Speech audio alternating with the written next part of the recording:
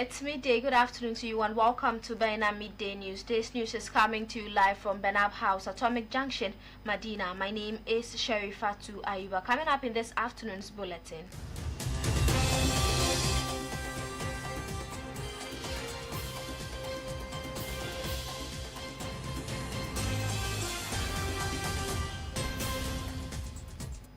Well, in the headlines, Office of the Administrator of Stool Lands announced plans to establish 300 customary land secretariats across Ghana in 2026.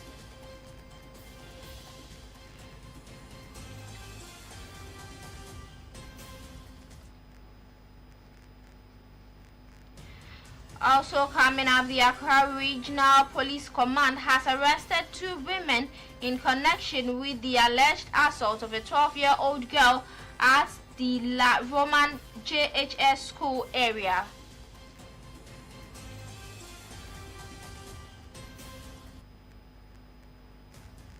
And in some news beyond our borders, death toll from an armed attack on a market in Nigeria's Niger State has risen to 50.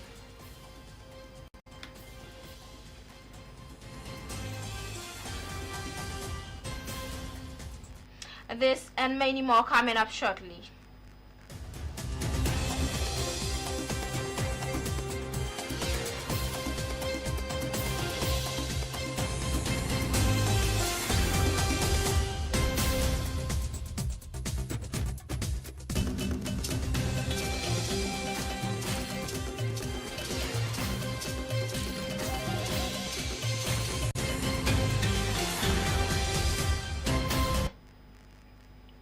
Thank you for staying with us. You can watch this news live on Facebook at Bena TV. Now the news in details. The Ghana Tertiary Education Commission has asked that the management of the University of Ghana to reverse any recent fees or dues for the 2025-2026 academic year immediately.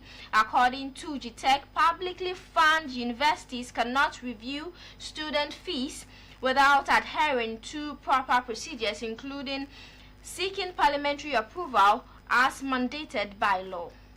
Accordingly, the university has also been asked by GTEC to credit all continuing students who have overpaid compared to last academic year's fees for the next academic year. Again, the university is to refund the differences to final year students who have paid in excess of the fees for last academic year and revert all dues, including SRC and DRASAC dues, to last academic year's rates, and in addition, suspend any new fees such as the 75th anniversary dues and development levy if newly introduced, except for those who were already in place. This was contained in a letter dated January 5, 2026, addressed to the Vice Chancellor of the University of Ghana, following last week's information that the university has increased fees. Following the announcement and uproar last week of over 25% increase in academic fees for the 2025-2026 academic year across all colleges, the management of the university explained that the increase was largely due to third-party charges imposed by student leadership and not by the university authorities. GTEC asked vice chancellors to maintain the current student fees and only implement the revised fees for the 2025-2026 academic year after obtaining approval from Parliament. In the January 5, 2026 letter addressed to the Vice Chancellor of UG, GTEC said it had been made aware that the University of Ghana has increased fees by 25% and in certain instances introduced new fees without prior approval from relevant authorities as required by law.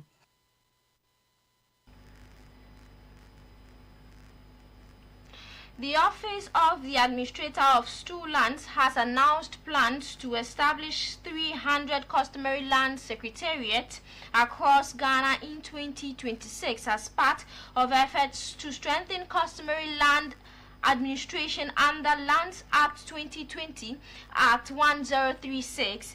The initiative is expected to create over 6,000 direct jobs in roles ranging from secretaries, drivers and ICT personnel to land surveyors, mediators, accountants and lawyers. Currently, 110 customary land secretariats are operational. Also noted that These secretariats have played a key role in settling land disputes, reducing conflict, enhancing transparency, and providing land information to support investment decisions. Speaking at the initiative, the administrator of Stool Lands, Gad Asowoy Akwesivi, said it is now mandatory for stools, skins, families and clans that own lands to establish a customary land secretariat. OSL will provide training and startup equipment on the first-come, first-served basis, subject to availability. He added that the new secretariats are aimed at improving governance and transparency in customary land administration. The Office of the Administrative Stool Lands has begun consultation with traditional institutions including National House of Chiefs, Regional Houses of Chiefs, traditional councils, stools, skins, clans, families, and land-focused NGOs to ensure smooth implementation of the initiative. Mr. Akwesivi urged all customary land authorities to contact OSL regional and district office to begin the process of establishing their secretariats, emphasizing that the initiative is a nationwide requirement. The move is expected to boost employment, strengthen land governance, and enhance investment readiness across Ghana's customary land sector. Now, away from that, the Accra Regional Police Command has arrested women in connection to the alleged assault of a 12-year-old girl at the La Roman JHS school area, following a complaint lodged by the victim's mother. In a statement issued by the police, the incident was said to have occurred on Tuesday, December 30, 2025. The victim's mother reported the case after appearing at the police station with her daughter, who had visible marks of assault. She alleged that her daughter was attacked by 3 women without provocation. Preliminary investigations revealed that earlier that day, a 12-year-old girl had an altercation with a 7-year-old boy who is related to the suspect. The police say the situation later escalated when the suspect allegedly went to the victim's house, brought her to the resident and assaulted her. On Wednesday, December 31st, 2025, the complainant led police officers to arrest 2 of the suspects, Precious Giftan Misope, aged 22, and Princess Giftan Misope, aged 25. Both suspects are currently in police custody and assisting with investigation. The third suspect, identified as Priscilla Novishi Wanyo, aged 49, a fashion designer and a mother of the 2 arrested women, is reported to have traveled to the Volta region. Police say efforts are ongoing to locate and arrest her to aid in investigation. The 2 arrested suspects have been formally charged and are expected to be put before court on Monday, January 5, 2025. Meanwhile, the Accra Police Command has cautioned the public against resorting to violence, especially in disputes involving children. The police urged parents, guardians, and community members to use lawful means to resolve grievances and to report incidents promptly. The case has reignited public discussions on child protection and the need for non-violent conflict resolutions within communities. The Coalition of Unpaid Teachers has threatened to stage another demonstration and is also considering legal action against the government over delays in the payment of salary arrears and the issuance of staff identification cards to its members. The group says more than 6,000 teachers who have worked between 12 to 15 months have been paid only 2 months' salary, with the prolonged delays worsening their cost of living pressures despite a protest organized last year. Speaking in an interview, the lead governor of the coalition, Simon Kofi, appealed to government and their employers to urgently address the situation. He also called for immediate issuance of staff identification cards to members who were yet to receive them, warning that failure to do so before the payment of this month's salary could trigger another protest.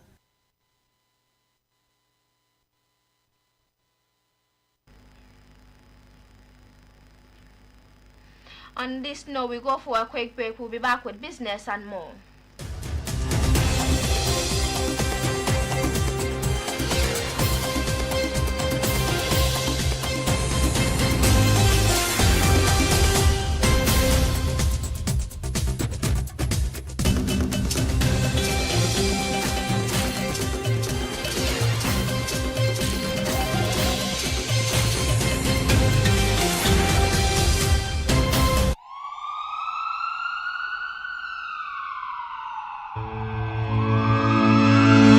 Rayuwa mai lafiya yana haɓaka iko, haɓaka tunanin jiki da jin daɗin rayuwa, wanda ke kayyade tattalin arziki, zamantakewa da muhalli.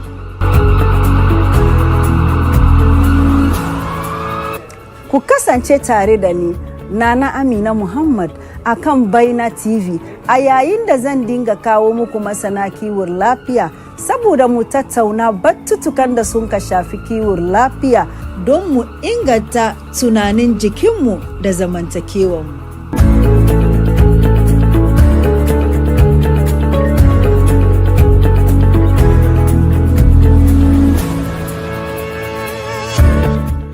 Rayuwa mai lafiya. This and every Tuesday at 8:15 p.m. only on Baina TV.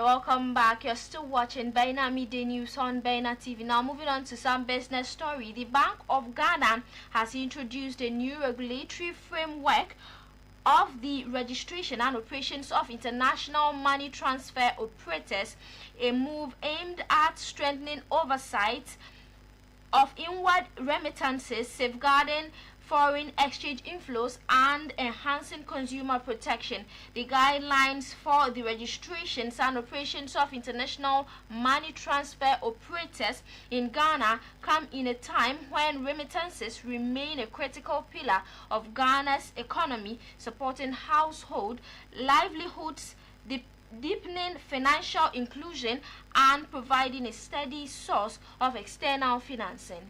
As Ghana's remittance ecosystem rapidly shifts from traditional banking channels to mobile money platform and digital financial services, the central bank says a stronger regulation framework has become necessary to preserve public trust and financial system stability. Under the new guidelines, all entities facilitating inward remittances into Ghana must operate through a Bank of Ghana registered IMTO, working in partnership with licensed banks, payment service providers, or other regulated financial institutions approved by Central Bank. The Bank of Ghana says the rules are designed to promote transparency, accountability, consumer protection, and strict compliance with anti-money laundering and counter-terrorism financial standards. IMTOs seeking to operate in Ghana are now required to formally apply for registration with the Bank of Ghana and demonstrate that they are already licensed or registered in their home jurisdictions. Applicants must submit extensive documentation, including ownership structures, board and management profiles, internal control systems, transaction flow diagrams, consumer protection mechanisms, and evidence of cybersecurity and payment card compliance where applicable. The Bank of Ghana is required to process complete applications within 90 days, reserving the right to reject applications that do not meet regulatory standard. And in some news beyond our borders, the death toll from an armed attack on a market in Nigeria's Niger State has risen to 50, according to local report. Gunmen stormed the Kusuwan Daji market in Demo village on Saturday, opened fire on residents, abducted several people, and looted food supplies. A mass funeral was held for the victims, while the wounded were taken to nearby hospitals for treatment. Nigeria's President Bola Tinubu condemned the attack and said he has directed security officials to hunt down the gunmen and rescue the hostages. Tinubu also said he has ordered for security operations to be reinforced around vulnerable communities. Local residents say the attackers have been lurking in the area for about a week before the assault. Saturday's market attack is also believed to be part of a wave of raid that began Friday in nearby communities, including Agwara and Bogu. Residents say there has been no visible security presence since the violence. The attack on Kasuandaji village happened near the Papiri community, where more than 300 school children and their teachers were kidnapped from a Catholic school in November. Bandit attack and mass kidnappings continue to escalate across northwest and central Nigeria as security forces struggle to contain the growing violence.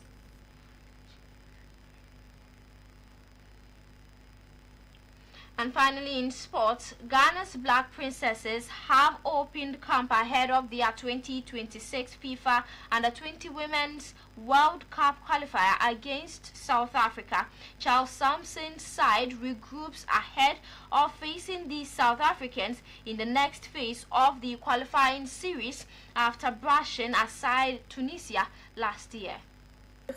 Where they will face South Africa. The head coach of the side and his technical team have already assembled players for the upcoming game as they begin their preparations. Samson's latest squad sees the return of goalkeeper Jena Kaila Sapon, while centre-back Alexandra Tay is also back in the team. There's also a space for twin sisters Ejewa Gifty and Ejewa Gifty Jr. Ghana's game against South Africa is scheduled for February 2026 as the Black Princesses target another World Cup slot.